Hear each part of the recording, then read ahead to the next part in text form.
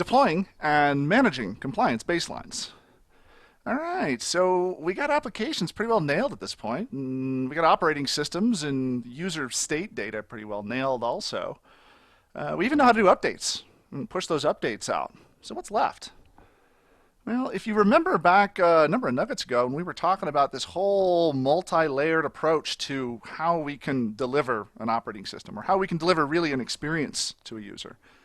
Well, we've really got one important layer left. We've figured out how to deploy the operating system. That's done. And we know how to do drivers too, and we can do updates at this point. We can do apps, and we can do that personality bit because that's part of the OS deployment. But right now, we're really kind of focused in on these configuration changes. Right, so when you deploy out WinZip, for example, and you want WinZip to open up in the WinZip Classic mode as opposed to the WinZip Wizard mode, or if you deploy out Adobe Acrobat and you want Acrobat to not automatically update itself so you can maintain a certain baseline. All of these are those configuration changes that are just as important as the applications because they allow you as an administrator to click the checkboxes that need to be clicked on behalf of the user. You know, every application has that, you know, it's the never ever ever check this box in that app. That's the one that when a user checks the box, the application blows up and you get a phone call to the help desk. Well, with a tool like Configuration Manager, you as an administrator can actually go through with a little bit of effort and figure out what those checkboxes are and click them on behalf of the user so that when the user has the application, well, it's going to be deployed out in exactly what way needs to be done so that they can just get to work. A lot of administrators don't really kind of make that final step. And in fact, if you become one of those IT pros that can really kind of understand how configurations get deployed out to all the different machines in your environment, well, that really can go far into creating this entire infrastructure of full automation. And that's where we're going. I mean, Config Manager can do this. And that's really one of the final steps in your mastery of Config Manager and in your mastery of deploying out these application experiences. In this nugget, we're going to do three things. We're going to import an existing configuration baseline. And then we're also going to create our own. So a baseline, one baseline can contain multiple configuration items. Baselines and items, CI is kind of an ITIL almost way of approaching things. But really what these are specific elements that you want to control on behalf of the user and potentially even remediate if the user ends up changing it to something else. So if at some point that value gets changed by the user, maybe you want to return that value to the right setting so that you don't end up accidentally blowing up those applications. Now what's interesting though is that the way Configuration Manager approaches compliance settings, it almost makes it just a little bit more complex than it needs to be. So I kind of want to start not necessarily by talking about Configuration Manager, but first focusing in on a much simpler solution, and that is group policy preferences. If you haven't played with group policy preferences yet, it's understandable. In fact, GPPs are a technology that many people kind of gave a pass to, even though they are extremely powerful in what they can do. I've created a GPO here just inside of the Group Policy Management Editor. And I'm not taking a look at policies here, but I'm taking a look at the preferences node down here. And you can see that with a group policy preference, I can go through and actually configure a number of different selections in here. I can set environment variables, or I can drop files and locations. I can set up ODBC data sources, or set up printers based off of different characteristics. What's particularly powerful about GPPs is in how you can distribute them out. Right? So I can create these fairly rich configuration, fairly rich constraints, which allow me to deploy these items out to just the users and just the computers that actually need this configuration control. So in the case of, I don't know, let's pick a registry setting here. And using a group policy preference, I can set a really any registry setting that I want. Here's one in HKey local machine, and I'll just for the sake of argument, just drop down here and we'll call it just software for a second. I can set a value name here, set that to the default value, or set it to a specific value if I want. And when I'm done down here, if I choose the Common tab, well then I can choose item level targeting and actually target that specific item to the computers that meet one of these constraints. So maybe I want to deploy out an Adobe Acrobat configuration, but I only want to deploy out that Acrobat configuration if the file acroread.exe exists on the system. So really, really, really easy way to deploy out configurations. If I just know what the registry setting is that Adobe Acrobat needs in order to meet some behavior, well, then I can just insert it in here into the Group Policy Management Editor, and everything ends up working correctly. Configuration Manager has also a mechanism to deploy out these settings, and it's called compliance settings here in version 2012. In version 2007, it was called desired configuration management. Now, in the old version, in 2007, there was the ability to alert whenever users changed a value, or a value was not at a specific, if it did not meet your baseline. And in 2012, we actually add the ability to remediate those values or fix them if they're broken. That really brings some power into compliance settings that really just didn't exist there in the earlier version. In fact, a lot of people gave DCM kind of a pass because, well, if there's no way to fix it automatically, that's not really an automation. That's just more work for you to do. Here under compliance settings, there are in fact two different nodes underneath. One is for configuration items and one is for the various baselines that exist. One or more CIs are going to fit in a baseline. So a baseline is essentially, I want my machines to meet this set of configs, and all the individual items then feed into that baseline. Now there are a couple of ways you can approach this. So first, you can download existing baselines that somebody else has actually provided for you and see if the machines in your environment meet that baseline. In fact, if we take a look here at the Configuration Manager catalog, here under the System Center Marketplace, I can take a look down here under, I believe it's Microsoft System Center Content, and then Configuration Manager. And as you'll see here, there are a number of what we call configuration packs for different pieces of Microsoft software. So SQL Server, Exchange Server, if I scroll down here, there's even one, I believe, for IIS down here. So what these packs do is they include a large number of individual configs. And in the case of these configuration packs, what we're looking for is, are you meeting the best practices for the different roles that exist? So RDS or IIS or whatever. These kind of essentially bring the best practices analyzer functionality into Configuration Manager. I've actually already downloaded one of these packs.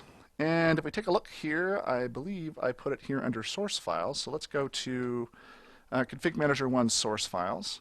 I've downloaded the Best Practices Analyzer configuration pack for IIS, which is right here. And that's the download. It installs as an MSI. Now what it does when it installs is locates itself here in program files on the computer. So just assume I just double clicked it, which is what I did. And then here under Microsoft Windows Server 2008 R1 or R2 SP1 Web Server Role BPA Configuration Pack, world's longest folder name. And in here are a number of different items. So one is the BPA extension. If you've played with the Best Practices Analyzer before, it's built into Server Manager. But here is this configuration pack in a .cab file that I can use for ingesting into Config Manager. Let me copy this to the clipboard, because let's actually import in this cab file so you can take a look at the baseline that gets created.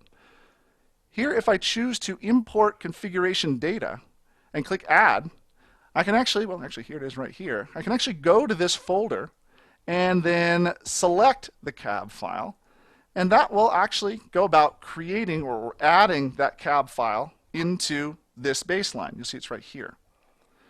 If I choose Next, and Next again, that will go about creating that configuration baseline.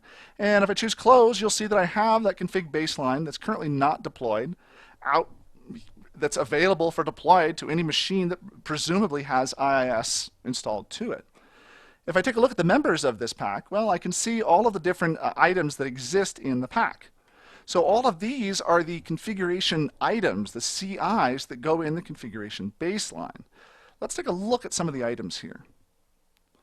So for these items, as you can see, I've got the name and description here. I have these settings that are set. Now, these settings are verifying the, as it says up here, the business or technical conditions to assess for compliance on client devices. Are we using SSL?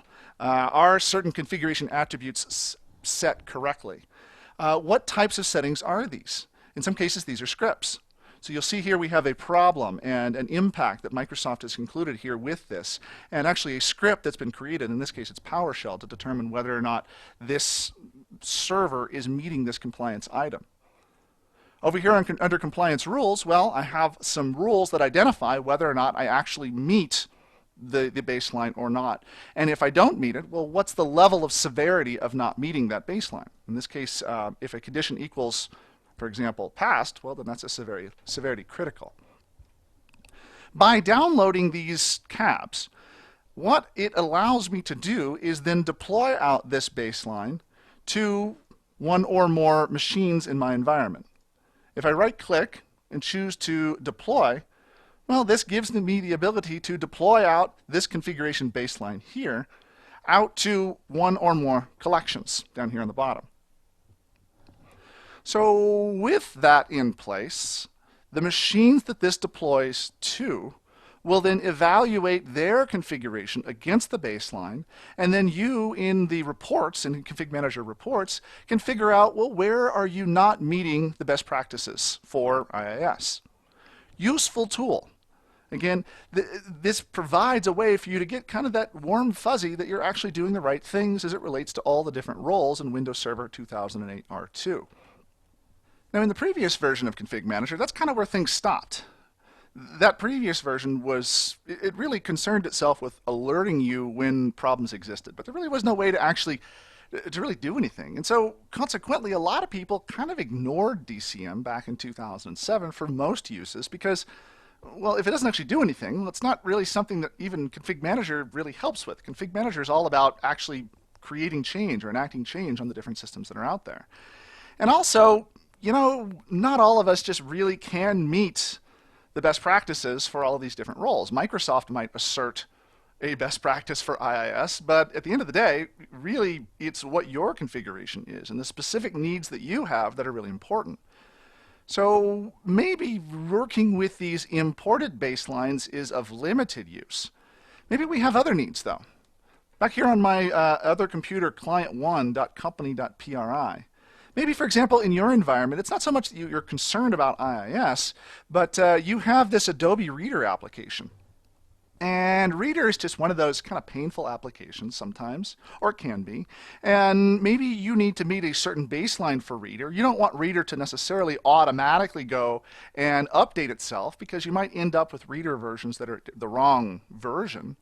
So you like Reader, you enjoy using Reader, you like the fact that your users have it, and so do they, but you really wish that you could lock down a few of the settings in a global sense so that it would behave exactly in the way that you want it to. And for example, one of those ways might simply be just disabling the automatic updates from Adobe Reader. Now the hard part about a lot of this is in recognizing exactly where the setting to accomplish this might actually exist. When I'm in Adobe Reader and I'm clicking through here to try to find out, well, let's see here. Here's the check for updates node. But, well, maybe it's under preferences down here for where do I actually check for updates. Gosh, really finding where this can be a challenge. To accomplish this, one of the things you have to recognize is that for virtually every setting that exists in an application, the actual setting of that setting, if I click to check a box, that setting has to get manifested somewhere in the computer for it to actually, remain a setting. A lot of times that setting happens in the registry. Sometimes it happens in an INI file, but most of the time when I go and check a box to enable right to left-hand language options, there's some configuration inside of the Windows registry that actually captures what that setting is. So if I go here into regedit and start taking a look around at the different items, well, let's see here, software, Adobe, well, here's Acrobat Reader. Oh, here are all the individual settings. If I just knew how I could translate the change inside of Adobe Reader into what gets changed in the registry.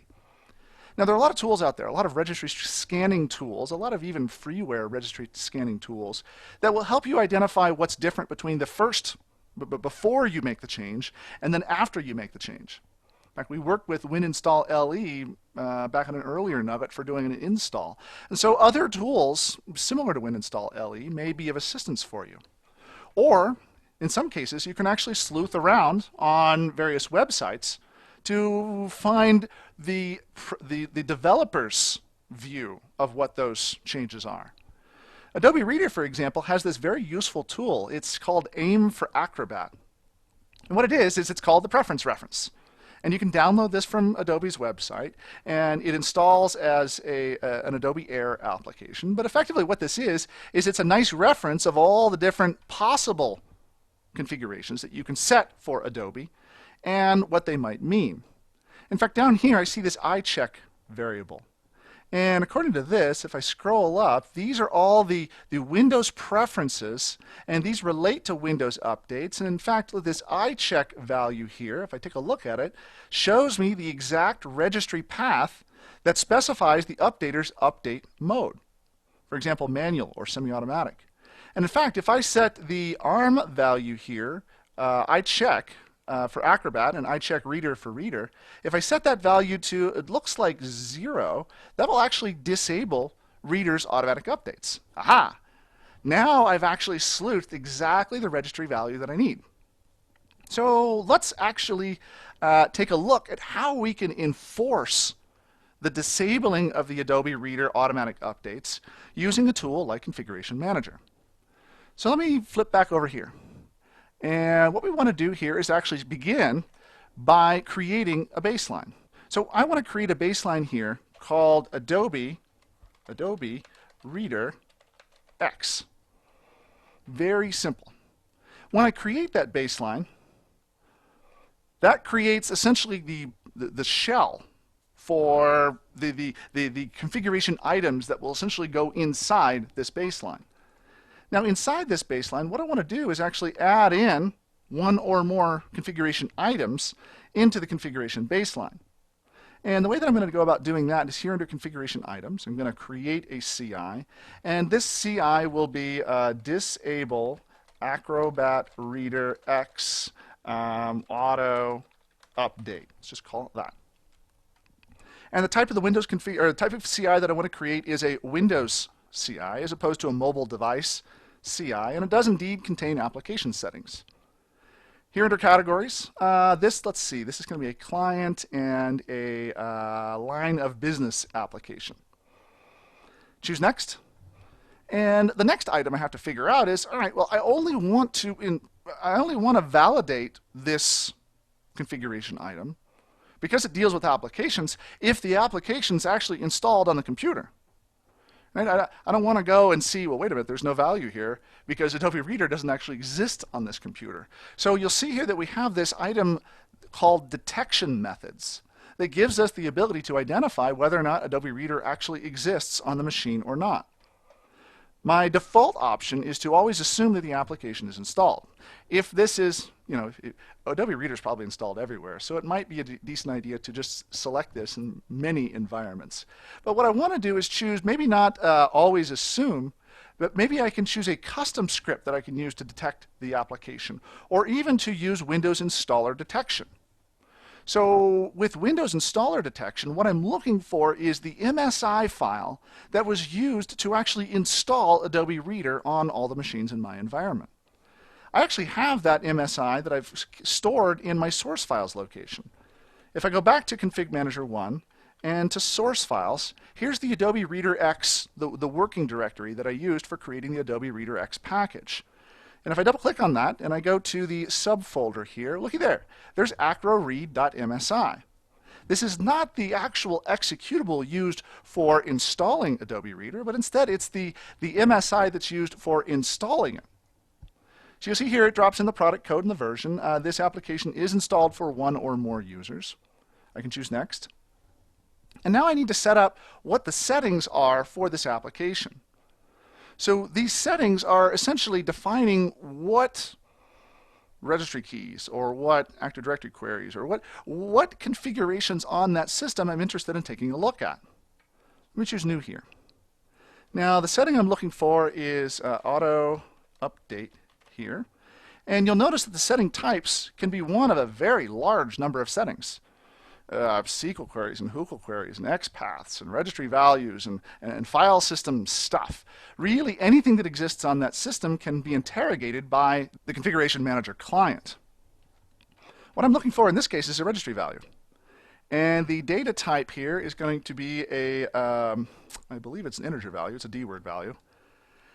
And the registry hive that I'm going to assess for the compliance on computers is actually HKey local machine, because that's what I learned over in the preference reference, with the key being software, WoW 6432 node,